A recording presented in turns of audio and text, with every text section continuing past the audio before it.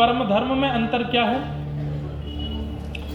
इस संसार में रहने के लिए और इस संसार में व्यवस्थित जीवन जीने के लिए आप जो कर्म करते हैं वो सब धर्म कहलाते हैं। लेकिन इस संसार के त्याग के पश्चात जिस गति को आप प्राप्त करते हैं, वो गति जिस भाव से प्राप्त होती है उसको परम धर्म कहते हैं। समझ में आई बात? आप सुबह उठते हैं, उठते ही आप स्नान करते हैं, यह धर्म है। स्नान करते ही आप रात्रि के वस्त्र नहीं पहनते, नए वस्त्र पहनते हैं, यह धर्म है। आप सुबह उठने के बाद में व्यायाम आदि करते हैं, यह धर्म है।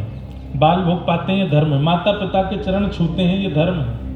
मंदिर में जाके पूजा अर्चना करते हैं, धर्म है। अपने कार्य के लिए बच्चे स्कूल जाते हैं, थोड़े बड़े यूनिवर्सिटी जाते हैं, और बड़े अपने व्यापार के लिए जॉब पे जाते हैं, फैक्ट्री जाते हैं, किसी भी प्रकार के काम में जाते हैं, रिक्शा चलाते हैं, गाड़ी चलाते हैं, प्लेन उड़ाते हैं, ये सब धर्म है।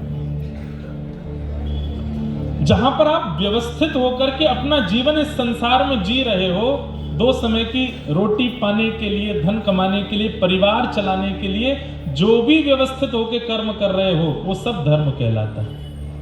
हाँ, उसमें किसी का छल करके, कपट करके, किसी का अधिकार छीन के या गलत प्रकार से क्रिया करें, वो अधर्म है। पर आप बिल्कुल व्यवस्थित होकर के अपना जीवन जी रहे हो तो आपका पूरा जीवन धर्म है।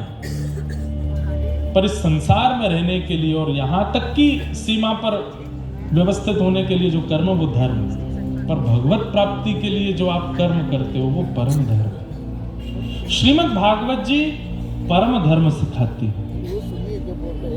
इस संसार में तो रह लिए, यहां तो सब कर लिया, सब कमा लिया, खा लिया।